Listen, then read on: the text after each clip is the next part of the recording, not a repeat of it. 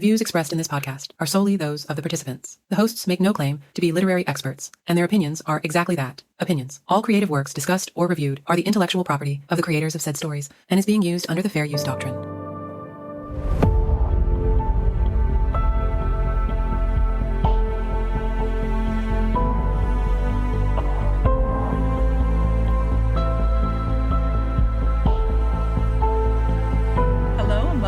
Of Swords and Soulmates, a podcast where we read, watch, and discuss romantasy stories.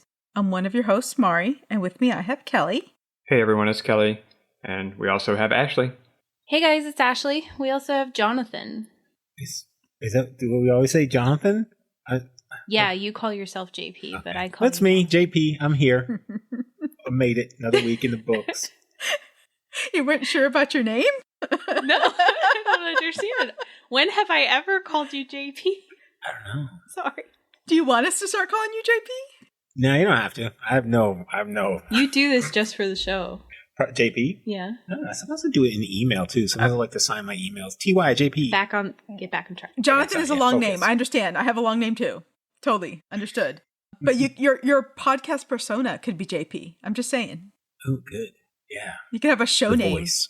Your stage name. Ooh, it's like a nom de plume. Yeah. Getting fancy. Like it. All right. So today we're going to be discussing Scorched Roses by Carissa Broadbent. But first, as always, some news. There was a good bit. One of the things that I saw is that Katie Roberts is doing kind of like the same thing that Juliet Cross did that we've talked about in the past. So she's got an agreement with Crate, and she's doing an opus collection. So do you guys remember when we talked about the Stay a Spell series where it's like the whole thing and you order it and you get it like you buy the set and you get it a few months after? Mm-hmm. Right. So this is the same thing for Katie Roberts' series. It's called A Deal with the Demon. Mm-hmm. Yeah. Katie Roberts. A Deal with the Devil, also called The Devil, Faustian Bargain. I'm so sorry. My Thanks, Siri. Yeah, my Siri decided that we needed to know what that was. The pause that we all just took trying to figure out who was to blame. I was like, the demon has something to say. Was down. Wow. Katie Roberts' Deal with the Demon series is basically one of her series that is monster romances. So it's a demon who sets up this pact between humans and these creatures in his world. I don't know what the world is called. It's been a while since I read them. But you have like the first book is A Deal with the Dragon, I think, and the second one's like A Deal with the Kraken.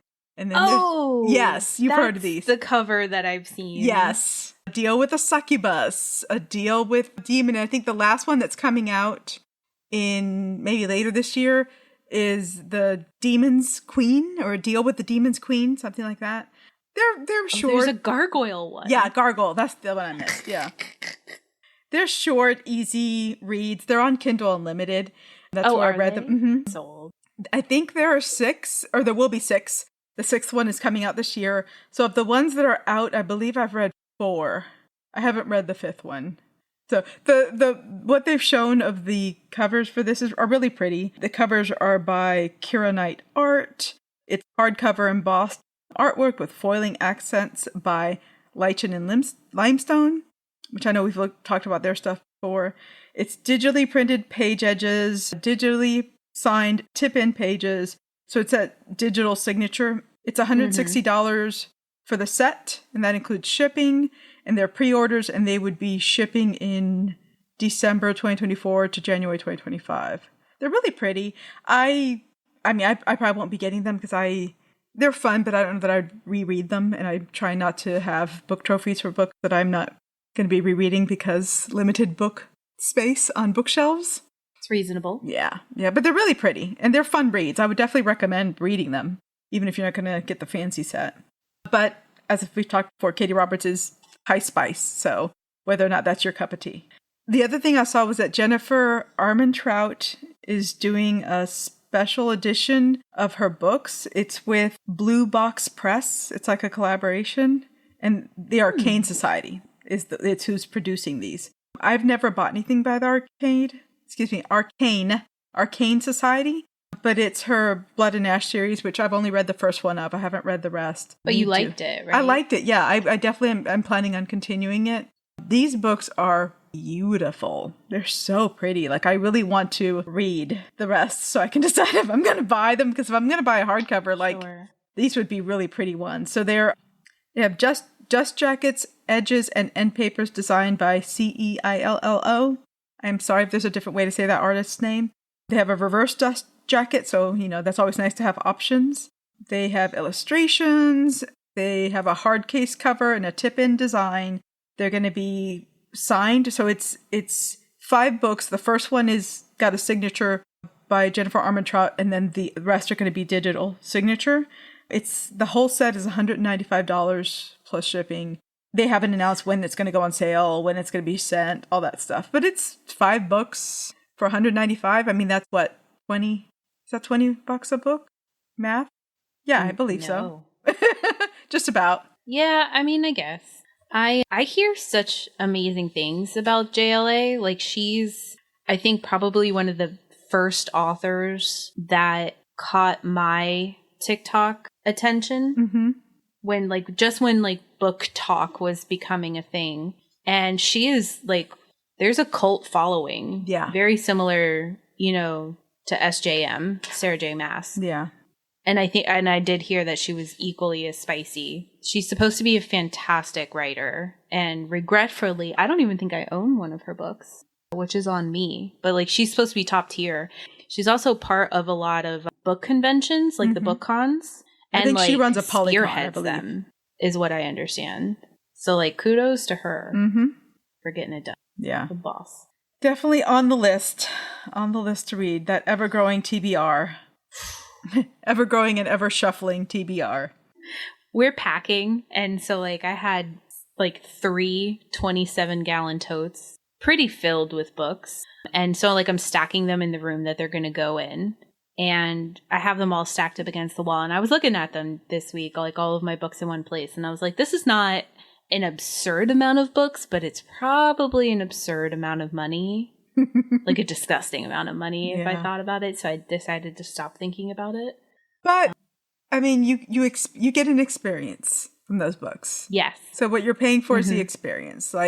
If you tallied up how much money you spent on whatever, pizza in a year or something, but it's an experience. Healthy. I didn't need that perspective. I don't want to be pizza shamed. It's almost Friday. I'm so sad. I'm trying to not book shame you. I wasn't trying to pizza shame you. It's pizza shame. Gosh. Nothing from the peanut gallery over there? He was so mad when he had to carry my books. Made her split them up. They were so fucking It's a strength heavy. Workout. It's good for you. It was not great. It was an workout. I was so mad because she just looks at you. She's like, "Look what I did. Put them all in the same box." I thought that's what you told me to do. You know what I thought about when I was a collapsed star. If you put a teaspoon of collapsed star, it's 1,500 billion tons or whatever. I was just like, this is a collapsed star. Get the little trolley thing with wheels. Yep. Yeah, it almost broke. We had to do it. She almost broke it.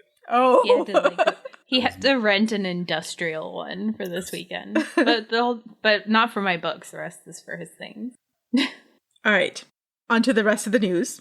The title for the second Moonfall book has been released. So the first one is When the Moon Hatched by Sarah A. Parker. That series. Oh, yeah.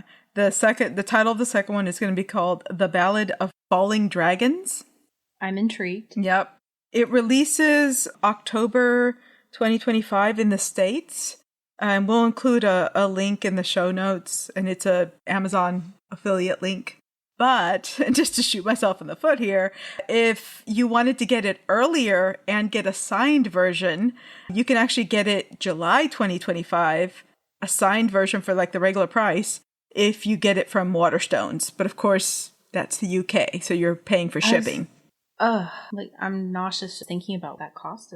It's not great, but it's a signed book, and I don't know that I would ever get to go anywhere where well, I don't know that I would get to go anywhere where she's going to be signing, and also that I would be willing to probably stand in a huge line or whatever it would take, because I am slightly allergic to lines, as you guys know. That tracks. It's, yeah. So Kelly, prepare your wallet. That's what I'm hearing. She has her own money. Oh, this is true. Yep. It's 2024, Ashley. So I'm excited about the title. I don't think any of you guys have read it yet, right? Have read the first one? No, this is the one where I didn't get past the glossary. The glossary, yeah. The glossary is very intimidating for anyone who's wanting to read it. Just completely skip the glossary. Just start with the book. That's what I, yeah. Yeah. That's what And I then heard. just, if you need it, you can always refer back to it. I think I maybe referred back to it 2 or 3 times. So it's not like it's that bad. It really isn't. She's a dense one too, right? Yeah, it's like, I don't know, 700 pages, 600 pages. It's a chunky read. Mari, you're a rock star, the way that you just devour these books. I mean, I have months like that, Kate, but it's not consistent. I just get way into them, and I don't want to stop reading, which is not so great for my sleep schedule, as Kelly will attest to. Poor Kelly has learned to fall asleep by Kindle light. You don't have a sleep mask, Kelly? I got myself a sleep mask. It doesn't bother That's me. not why you got it. Okay, so the last little bit of news is there is a book coming out, and I've not read anything by this author, but I was intrigued by the cover. The book is called Lucy Undying, a Dracula novel by Kirsten White. It releases September 10th, and it's basically like an alternate Dracula retelling. It's what if Lucy didn't die? What if she kind of lives on, finds herself, gets into a little sapphic romance, and then kills Dracula for revenge? Good for Lucy. Right? Who's Lucy? Did you watch the Dracula movie? The Bram Stoker one? Having known me? Okay, if you've seen bits and pieces, she's the one that was like in the white dress with the red hair. She's Mina's friend. Okay, so Mina is the love interest. It's the Winona Ryder character in the movie. It's the love interest that Dracula is like, it's the reincarnation of his love. Lucy is Mina's friend. And okay. Yeah, Lucy dies early on. She dies one of the first, I think she's probably the first character in the book and the movie to die. And she is an interesting character because she's very young, but she is basically her whole personality is who she's going to marry.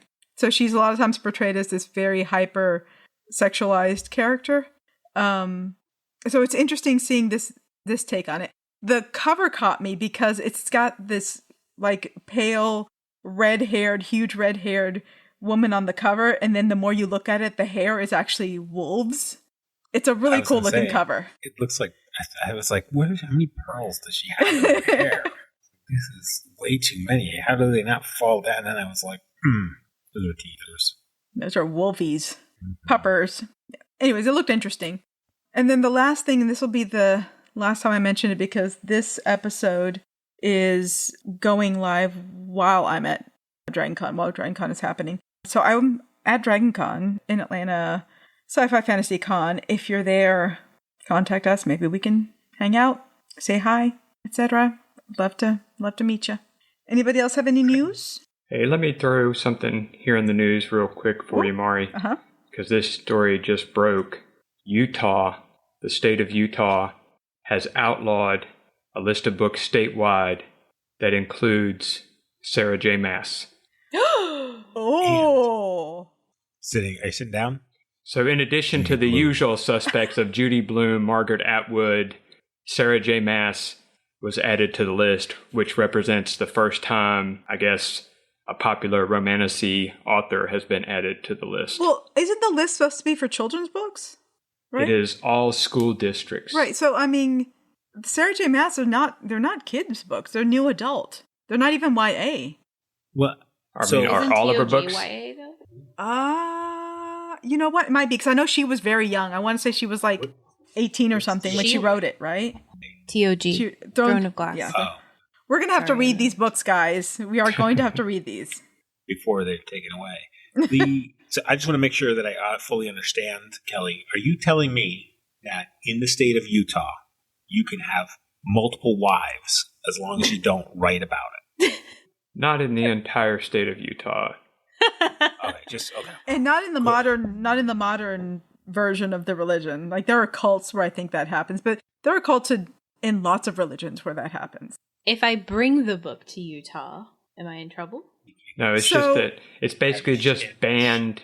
It's basically been banned from schools, school libraries, charter schools, and the like. You know what's interesting? I thought this was the case. Throne of Glass, written by Sarah J. Maas. She first started writing that when she was 16 years old. 16. Mm-hmm.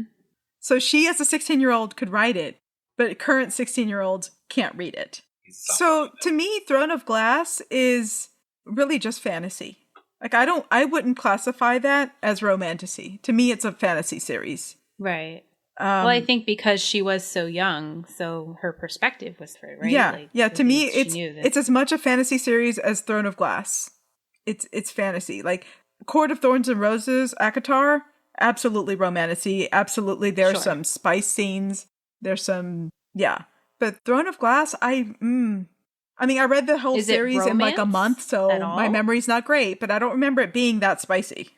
I mean, I'm not opposed, and I see their intention, I guess. Sorry, I moved my head. I see their intention. I think I don't want to get... I have a feeling. Yeah. Thanks, Kelly. We like the good news. Well, I find it more interesting that of the authors that were banned by Utah in this move, 4 of the 5 are women. Mm-hmm. So, no banning of controversial books that were written by men. I mean, not for nothing, Margaret Atwood is... Yeah. Anyone who asks me for a horror recommendation or what's the scariest book I've ever read, it's always The Handmaid's Tale. Yeah, it will forever be The Handmaid's Tale. Yeah. What were you saying, Kelly? We've talked about this before, with the whole thing that Margaret Atwood is one of the most prolifically banned authors of the modern times, it seems, which is ironic considering what she writes about. Yep. Or what her most famous book is for. Too, like a point. Well, yeah, I mean, you have to get to the point where you have to revel in it, I guess. But I think it's a perfect thing for us to keep in mind, because seeing as how this podcast will be released towards the beginning of September, or almost at the beginning of September, remember that September 22nd through the 28th is Banned Book Week. Ooh. So read a banned book, share a banned book, buy your loved one a banned book. Do it. Yeah. We're basically done with the news, but I wanted to bring this up. So I know in past episodes we've talked about like how romantasy is viewed as a genre. Like the other episode I mentioned how it seems like romance has to constantly be defending itself as a valid form of literature or genre or whatever. Whereas something like sci-fi, maybe when it first came out, had to defend itself, but not as much now. And I was in this Reddit discussion, and there is a Reddit poster on there who just summed it up very well. So I'm going to read what she had to say. She said, "I think it helps to reframe the idea of value. Romance, and by extension romantasy, has classically been primarily dominated by female writers and readers. In a society where things that are enjoyed by women are often culturally labeled as inferior or silly, internalized misogyny can make us assign value by a patriarchal standard. It gets boiled down to man chest covers and fairy porn. Sometimes it's valuable to find an escape in something. Sometimes it's valuable to find comfort in a story where things turn out happily, especially if a reader has anxiety or other traumas. Romance and its subgenres is one of the most progressive. It centers women, older protagonists, BIPOC, disabled, and neurodivergent characters, much more frequently, though not frequently enough, than other genres. And more simply, romantasy is a huge umbrella for a wide variety of books. There are books for nearly every taste." Like... Crushed it. Yes, all the applause. This was J.D. Evans. J.D. Evans Books is the Reddit handle, and J.D. Evans is actually an author herself.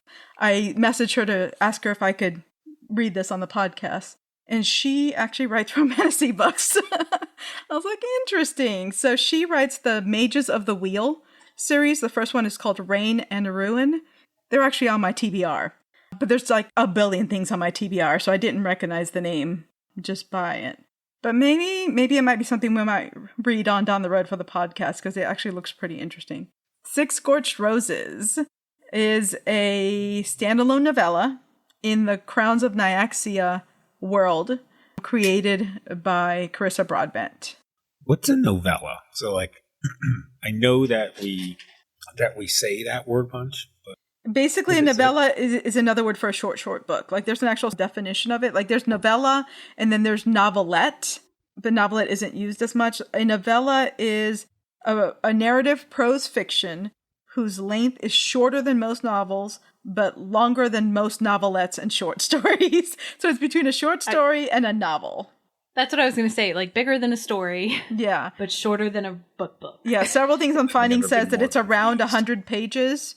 Of course, this book was like 200 pages, but it's around 100 pages. It's longer than a short story, but it's not quite a fully fledged novel. So I think 200 is respectable as a novella. I think agree. anything less than 200, you're not getting a lot across. Yeah. I think the standard is that a short story is 1,000 words, but less than 10,000 for sure. Well, a novelette is 7,500 to 19,000 words. A novella is 10 to 40,000 words, and a novel is anything more than that. Okay. So generally, a novella is like 100 pages. So this one was published in March 20th, 2023.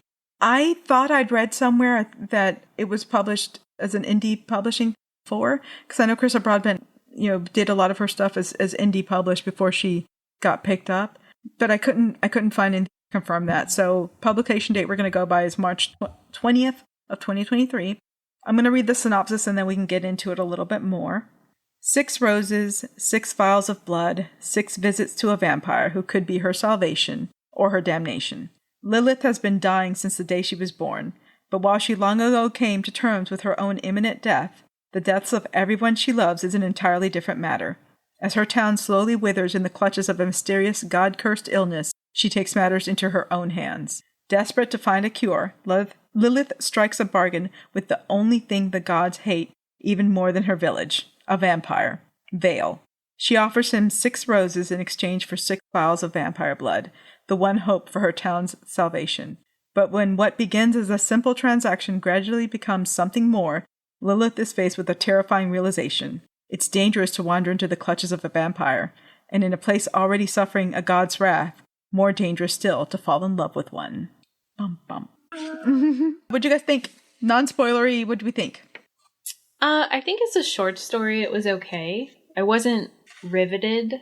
I thought it was interesting to have a female main character that presented probably, and I don't know if this is intentional or not, maybe, but I definitely got autistic vibes. Yeah, from same. her.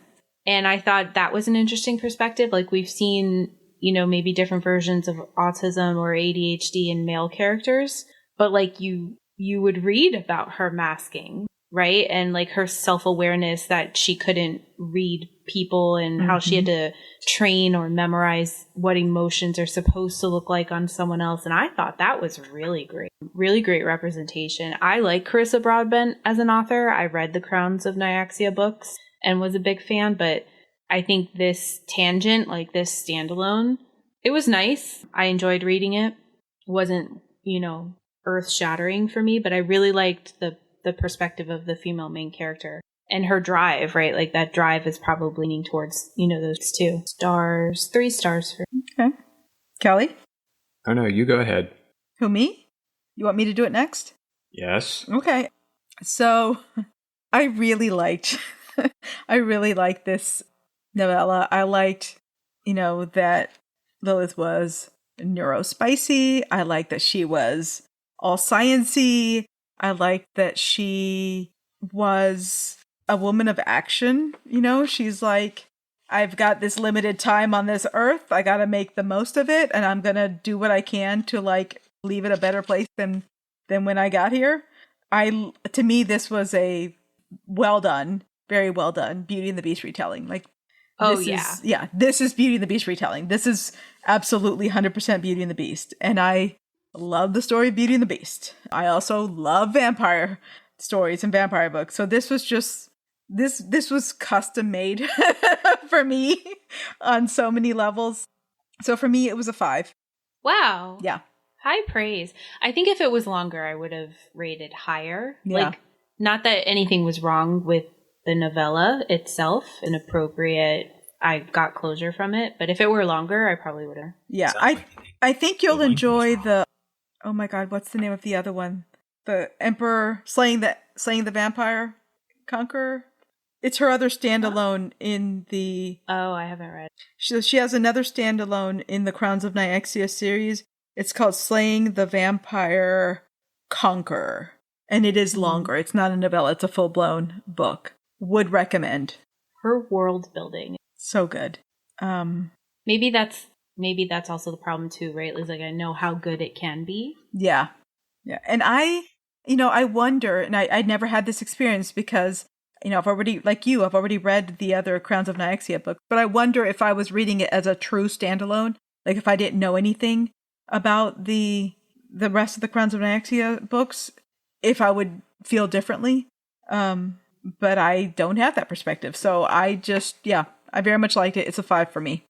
Who's next? That's the boys. Which boy? Kelly, who do you want to go first? Go ahead, Jonathan. I thought it was a good book. I enjoyed it. I didn't get the masking vibe out of it, but I definitely picked up on the autism stuff. It was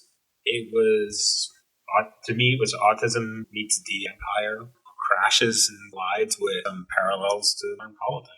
I thought it left me wanting more. I don't think it was. I'm not going quite as high as Mari, but I'll come close. I'll give it a 4 stars. High praise. Ooh, I want to add one more thing to mine that I always keep forgetting. That the main character is actually not like 18-year-old or 20 or whatever. She's all of 30 years old. Yeah. Ancient. Yes. Oh, 30. Veritable She's spinster. 30. Interesting. Yeah, Interesting. solid 30. I would say I did not pick up on the Beast vibes. Oh, I did. It was in my brain to talk about later. Mari beat me. There was. I didn't. Do you see it now? No, I didn't get the conversion. At the end of the day, I thought character pathways were static. Also, plot twist. Oh, no spoilers. That's for later. We gotta hold it for the rest. I can't remember. Where you been at with this book, Kelly? I would say it's a 3. I thought it was okay. It had some good parts, but it's just I didn't really care for some of the elements in it. I know it was a Beauty and the Beast retelling, so I know there was going to be Stockholm Syndrome elements to it. I did enjoy the main female character, the way she was portrayed. I did enjoy the fact that she wasn't an 18-year-old, so it was nice to see something different than what we've been reading, but it was fairly predictable. Did we read the same book? I did not get Stockholm Syndrome. I didn't get Beauty and the Beast. I didn't get Stockholm Syndrome. This lady wasn't a prisoner. Didn't get masking. Whoops. She literally said of the emotions that I have memorized on other people's faces. Yeah. Yeah, but that's not masking. Classic masking. That's not masking. Yeah, because she can't read emotions. No, so I'm a has to master try to of mimic masking. them too. No, that's not masking. Okay. So what's it called when just- people who have trouble reading emotions? What's the term for that? Autistic. Okay, yeah. The exact quote was, "I searched his face for one of the many signs I'd memorized that someone was making fun of me, telling me something that wasn't true." So she had to memorize facial cues because she doesn't really get them, which is, a neurodivergent thing. Kelly, what was your rating? You said 3? 3. That's the sound of irritation in Ashley's voice, just so you know. Have you taught yourself that? Oh, yeah. I can pick up on it. All right, Kelly, do the little spoiler spiel and we can get into more details. Sure. From this point forward, dear listeners, we will be discussing spoilers. So if you do not want to be spoiled, then you should stop the podcast here and come back after you've read it. Who doesn't want to be spoiled? I don't want to be spoiled. Spend the extra money on me. That's what I'm saying. Take me shopping. I will say another little quote about how she's neurospicy. It says, "In a family of warmth, I was the strange cold one, the one who could decipher textbooks and equations, but struggled to decipher the exact cadence of a voice that made a name a term of endearment, nor the pattern of a touch that made it a caress." It's like poetry. Yeah. So I feel that it was like Beauty and the Beast in that, she went to him. There was the symbology of the roses involved. He was, potential the beast or whatever. He could kill her. He was going to be attacked, and her her instinct was to go and save the beast when the mob was after him. He saves her. And then, I guess she wasn't like, it's not like the things in the house became people or whatever, like Beauty and the Beast, but he opened up her world. He took her to this world of the vampires, and she's going to get to travel and, it'd be a different life than she ever thought she would have. So I don't know. It's not perfectly beat for beat. aligned. Yeah. There are hints, wisps of like parallels. I just when I think, and maybe I'm just thinking of the big story elements in Beauty and the Beast, where there's like a character development that dramatically changes the character transforms. I didn't get the transformative From Vale, from the guy. Well, I think she changed woke his him entire up. perspective. Yeah. And then plot Catch twist, she becomes the monster at the end. I think interesting take on it. I don't know if that's the truth. It is. She becomes a vampire. Yeah. She becomes the very thing that he is. But I don't think that he views himself as a monster. I think no. I think he left the world of, he felt maybe his peers were doing things in a way that he had want to, and I think that she went into the situation for a solution and didn't view him like that's the autistic trait, right? And we're gonna look at things a little bit differently. We might pick up a tool differently because we see an alternative purpose and not necessarily think about all the risks that are associated with it. I think if we were going to lean into a transformative story element, it's when she cornered him about the classism, the two types of vampires, natural born, Mm-hmm. and at the end of the day, the type that he valued most of all was the term. No, it was the born. You at the end of the story. I'm sorry. Yeah, I see what you mean. Yeah. He was transformed that way, and I would also argue that he was transformed by her in that he was basically running away from his world, his responsibilities, his life, and he was just asleep, almost a Sleeping Beauty thing, I guess, rather than Beauty and the Beast. He was asleep. There's something to be said for licking your wounds after a war that you lost, right? But and I think she woke him up back to the world. Was coming, and he didn't agree with the supposed leader choice, right? Without knowing, like, he didn't have all the context, he didn't have all the details. You and I know what those are, and so he didn't want any part of it. So when she brought in her perspective, about doing the most for the people that you do have. Like, look what she was trying to accomplish, right? For most of a town that despised her for no good reason. Yeah, I saw the transition on both sides. I agree. Anything else general stuff we want to talk about before we get into the fantasy rating? What was the order? I think the order we went was you first, Ash. What do you think about the fantasy? Again, I think because the book was so short, we didn't get to see as much as we did in the larger novels. Mm-hmm. I mean, really we see a god, right? And then vampires. This book was just very average for me. I wanted more, and I didn't get it because it was a novella, and I just knew how much it was. I didn't see a lot of magic. I didn't see a lot of I saw science. That's realistic, right? Yeah. I mean, science is magical. It's magical, but it's not magic. I mean, have you scienced some shit? Although there was a quote somewhere that I read, and it said something like, everything is magic until you discover how it's actually made in this. Yeah. Something like that. Well, and in their world, it blends. They use magic to do science.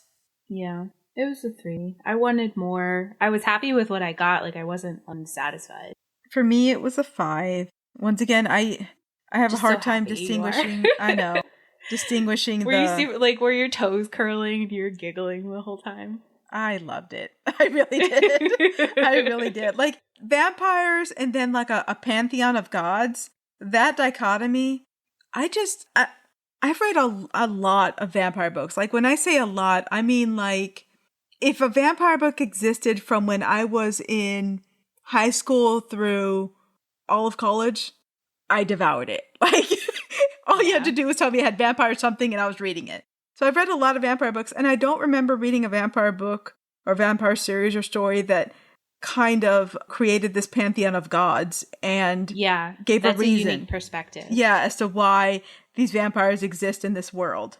I also like the idea of different clans or houses of vampires. That's not new. But it's an idea I've liked ever since for me, I think the first place I saw that was in the Kindred TV show, which was so good, based off from the role-playing game. But I like the different houses. I like the pantheon of the gods. I like that mix of magic and science. To me, the fantasy was very, very there for me. So it was a 5. Surprise. JP? I thought it was a good mix of fantasy. It felt like there was just enough fantasy. There was the idea that she had enchanted tool to view some of the magical, the vampire blood, the vampire cells at a cellular level. I felt that the idea that this slow kind of rotting death was taking place around her were just disintegrating. Yeah, just kind of like you're falling to pieces. Dust to dust and ash to ash. You're just kind of drying out and withering away. Very Marvel. Yes. At an accelerated pace, yet slowed down all at the same time. And like evidence of it. Mm-hmm. The idea that you would sweep yourself up afterwards. The deity, the different families of gods restricted to, and the idea that you could just pray your troubles away. We're just going to send positive thoughts and keep you in our thoughts, and hopefully fix things. The just blindly trying to resolve situations, all the way down to the idea of roses and how she kept challenging you to. It was it because. Did you pick up on it? I know I picked up on it when they said when she would give him a rose and trade the rose for the vial. But then, like a month later, she came back and gave him a rose. He's like, I don't see anything special. But he would get down next to the one she gave him last month. When have you ever had a rose that was a month old and didn't look good and was still hanging around, right? So, like the idea that it's almost like Vale was so removed from the world that he was asleep. The time passed differently for him until she woke him up. Didn't matter to him. And so those kinds of things. I thought it was a really solid mix of the fantasy elements there. I hesitate to give it a 5. I would give it a 4. I think what would make me give it a critter of some kind. A sidekick. A sidekick. Yeah. A sidekick. I definitely got positive supporting cast vibes, but I feel like there should have been a cat or a goat. You've already had a goat. I know. It's hard to top Lou, and you're not going to top the spider plant. Kaz. Yeah. So it's just kind of like, and zombie cat is probably not. It's hard to beat. So maybe you got to get like George the One-Eyed Squirrel or something like that. But I would definitely, I'm in that 4 range. It would take a critter to push me to 5. I praise for you tonight, sir. Yeah. I gave it a 2.5. Maybe if I read some of the other books, since this is a short story / novella set in a pre-established world with its own mythology and world building, that maybe you're expected to know some of this because you've read some of the other books. So having not read any of them, maybe it hamstrung me a little bit. But I felt like there was a lot of things that were just thrown out there, and I understand in a novella you can't spend a lot of time explaining things, but at the same time there was a lot of fantasy elements that were very predictable. Immediately you see the character's name Lilith. That name has been used so much for female sorcerers or female vampires because of its associations going back into all the way back into early Christianity, early Greece, and Jewish mysticism and stuff, that Lilith being associated with being a vampire or a succubus. So her name's Lilith. Well, she's definitely going to end up becoming a vampire. Isn't Lilith supposedly the first wife of Adam? It depends on which mythology and which part you consider. There's some that and certain scholars think that it traces back to where Lilith was supposed to be the first wife of Adam and she was his equal. Then, she was cast out because she demanded to be treated equally. and then she ended up becoming the mother of demons. There's a lot of associated stuff with the name Lilith, and a lot of it comes down to demons and vampires and succubus and stuff like that. So when you see that name, when you name a character that, you're telling your readers what you're going to do. So I didn't really care for that too much. I found it interesting the way the religion worked with the different gods. I think it was interesting. It hinted at something interesting with the whole different factions of gods fighting and having a falling out. So that was kind of interesting. I liked that there was a science element, but I disliked how they were doing science was really not science. Science was magic, because you had to study things by using magical instruments. She was studying blood with a magical instrument. So it was really magic. It wasn't science. Yeah, because they didn't have electricity really. So right. She didn't have a microscope. She had a magic glass that, had runes on it that let her see. So yeah, she was using principles of the scientific method, I guess, but it really wasn't science as much as it was magic. And like I said, maybe if I had read some of the other books, because this is kind of like a novella that takes place in this pre-established world, and it was written after, other books in this world. So I think my expectation is that the people who read this, for the most part, are people who've already read other books in this series, right? So they already know all of the backstory. They already know all of the world building. So having not read any of that, I think that probably affected my rating. So what do you think of the romance, Ash? Romance. Actually, it was a slow burn for me, but I liked what was there. I think because it was a novella that the slow burn worked in its favor kind of thing. I thought the romance was a 4. It was satisfactory. What do you think, Mark? I know this is a shock. You're not going to guess. Romance is a 5 for me. I didn't see that. I did not see that coming. Didn't see it coming. No. The way that she was like Prince Charming waking him up and he was Sleeping Beauty. She brought him to life. She brought him into the world. She brought him back into the modern or the present time, and how she defended him when the town was attacking him and burning him. And then at the end, when he literally goes to fight a god for her, whew. All yes. the feels. All romance. No notes. Yeah. 5 hearts. JP. You know what? I felt there was strong romance here. There was definitely, You felt. Period. I thought there was strong romance here almost throughout the entire story. So I'm gonna give it 5. What is going on? Well, how did it rate on the wait for it? How did it rate for you on the Kellometer? I thought it was a 3. I don't know. I'm not as big a fan of the Beauty and the Beast style retellings as Mari is. I feel like, I don't know. I just wasn't a fan of the way this romance played out. One day, Kelly. One day we're going to find it for you. I have faith. So, question. Of the classic fairy tale stories, what's everyone's favorite? All of them. I don't think I have one. The Matrix. Like the Cinderella story. The archetypes of the story. So there's Beauty and the Beast, there's Sleeping Beauty, there's Cinderella, there's, Little Mermaid. Like what of those tropes or archetypes of fairy tales, which one do you like? The Looking Glass. The Adventure. That's what the Alice in Wonderland? The drug usage. Yeah, the portal. It's Portal Fantasy. It's called the Portal Fantasy. Yeah. Okay, Kelly.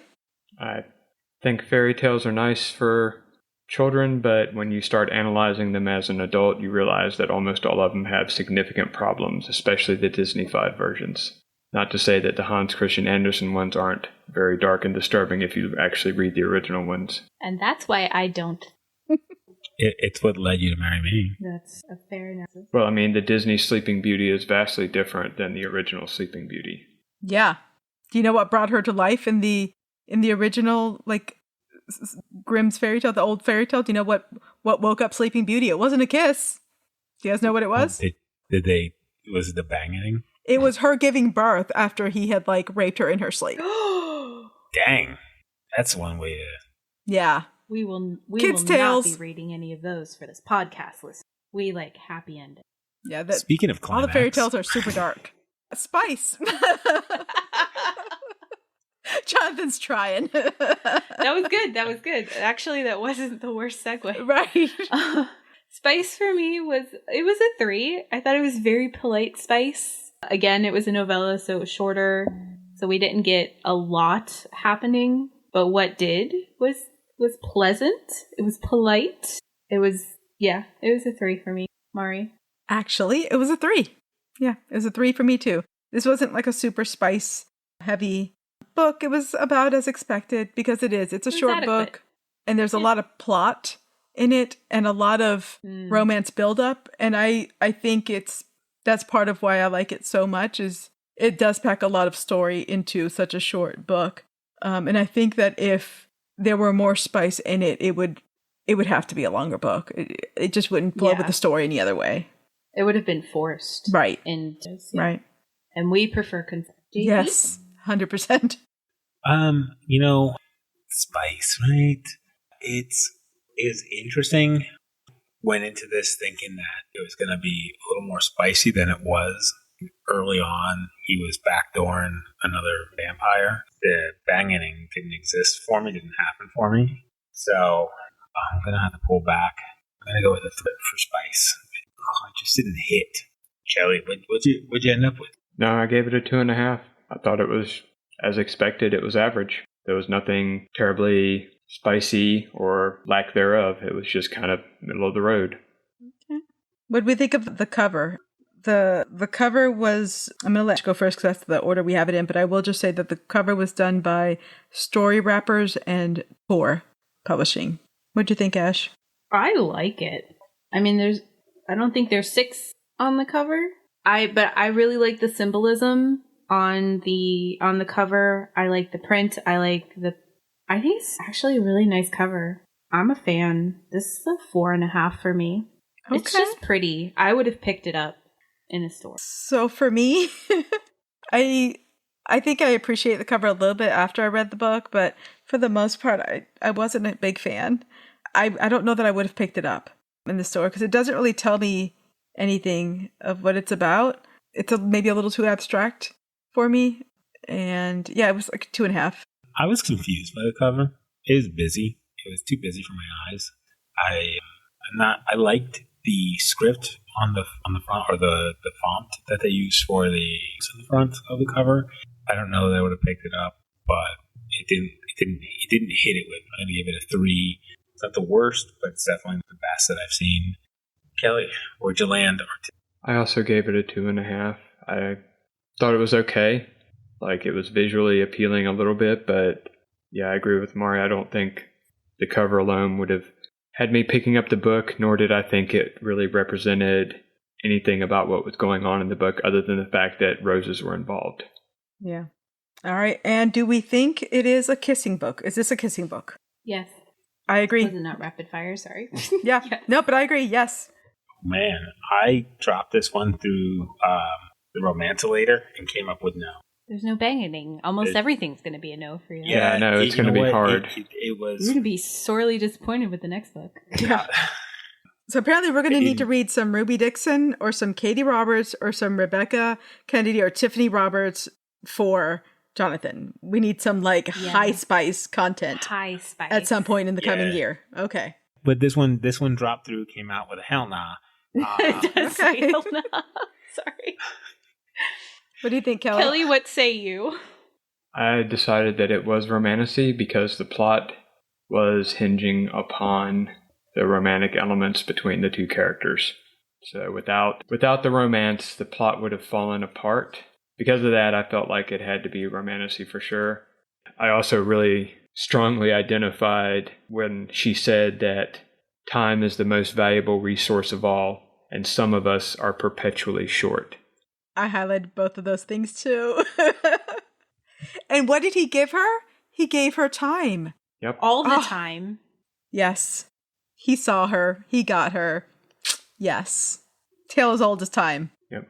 What's interesting is, I think, too, if you read the author's postscript at the end, the author herself commented saying that readers connected more with Vale and Lilith, especially Lilith, than I ever thought they would.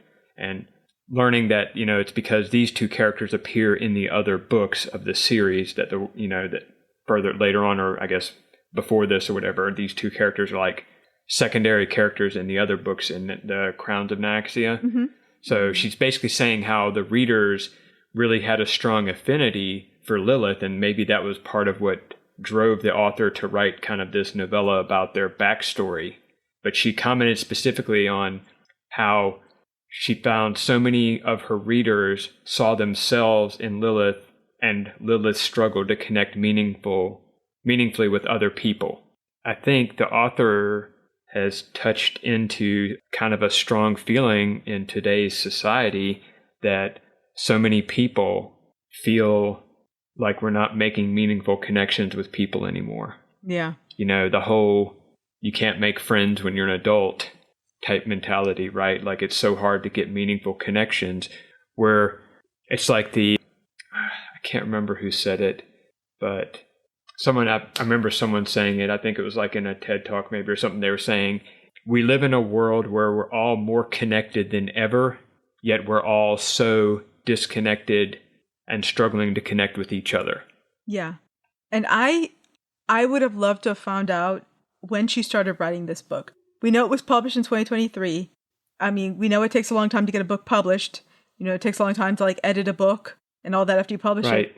And so, I mean, that's not that long after so COVID and the pandemic, and when everyone was feeling the PTSD of disconnection.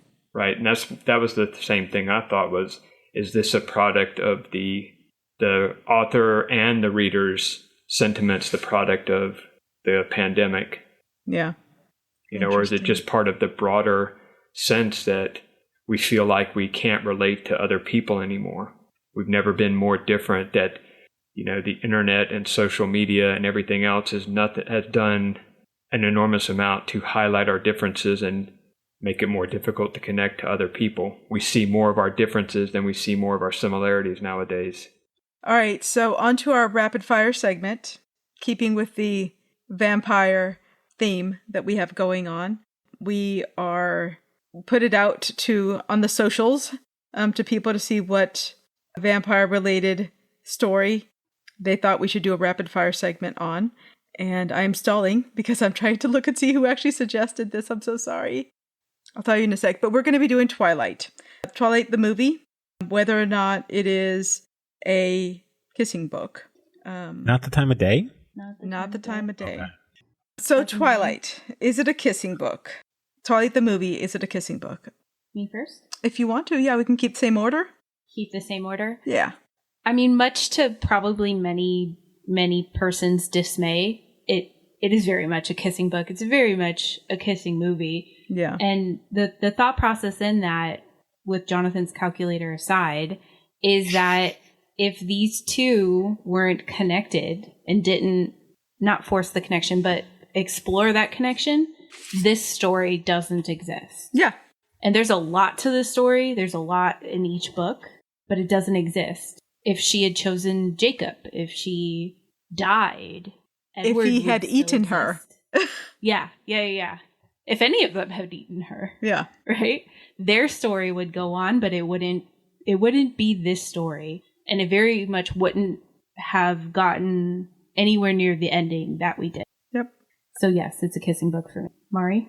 All right. So for me, basically, yeah, same answer. I believe it's a kissing book because I think that if it wasn't for the romance attraction, Edward would have just eaten Bella and that would have been it. Or they would have moved or something. I was going to say, or they just would have left. Yeah, they just would have left. Also, like the whole idea of the family and them being like vegetarian vampires or whatever. It's all like this about this love for humanity and love of family. There's a lot of like romance elements in it. Yeah, so I'd say yes. Kissing book. JP. This is a tough one for me here. I had such a The glare he gave me when I was giving my response. So I did put it through the romantilator, and it came back with a hell no, an even worse score than before. But I'm going to make an exception, and I'm going to say that it's a kissing book, but not for the reasons that Ashley does. Not for my reasons? Not for your reasons. Not at all. Ashley kissed me after that movie. That's a valid reason, listeners. I'm not sure if you know. Kelly? So, I have no idea because I've never seen Twilight the movie, nor have I ever read the book. Blasphemy. no, Kelly's cool. Kelly bought me the book, but hasn't read the book or seen the movie. He's the one who got me turned on to it. He started it. You're to Blasphemy, blame. Kelly. You have to read the terrible. Why would I things. want to read that? So you're going to You abstain? Look, the only What I good saw. thing I could possibly say about Twilight is, for all of whatever its flaws may be, at least it got a bunch of teenagers reading. Right. It did. It got people reading, got people excited about books, buying books, and getting together and Yes, talking Christian about them. Grey. Yeah. I mean, no harm, no foul. Don't ask It's not great literature. It's not the best thing ever written. But it was a fun book. But it's I remember at the time entertainment. enjoying it. Enjoying when the new books came Yeah. out and what was going to happen next. And enjoying the movies. And it was a fun time. And kudos to the movies for doing the Alice scene in the last one. Because if that didn't blow your mind, you're not human. That was so exquisitely done in a way that the books didn't even describe, right? Yeah. Phenomenal. Well done. High praise. So, Kelly, this is a kissing book. You can borrow ours. yeah. Is that where we're at? Kelly, Yeah, he's going to Kelly abstain. hasn't read it or watched you're it. imposing I'm kissing books on people imposing now? we are unanimously aligned. There was no banging. I mean, there was banging and then her powers came after. No. There's They didn't nothing fuck in the our magic original on. definition of romantasy that said that there had to be a banganing. Yeah, there's no rules. Rules are there are no rules. Maybe at the beginning of the year we'll have to revamp a few things and decide if we want to judge things differently come the beginning of the year. But we can look into that. I'll let you impact my romance later. We can make it. Not for nothing, dear husband, but Yeah. even in your own scoring today, you scored the romance super high and the spice is only average. Mm-hmm. We are talking about romantasy. Romance. Yeah, this not isn't like an erotica spicy. rating. Mm. All right, on that note, thanks for listening to Swords and Soulmates. Before we go, make sure to check the show notes, rate, review, and subscribe to us on your podcast app of choice, and follow us on Instagram at Of Swords and Soulmates, or join our Facebook page of Swords and Soulmates, or check out our website of swordsandsoulmates.com. And now we're also available on YouTube and TikTok, same username. If you'd like to offer a suggestion for a future rapid-fire question, a future read, just your comment or your opinion on something, reach out to us at any of the options listed above, or you can email us. If you'd like to read along with us as we prep for a new episode, follow us on Goodreads at Of Swords and Soulmates. We hope you'll join us in 2 weeks for our next episode when we review Assistant to the Villain by Hannah Nicole Marer. Bye! Bye. Bye.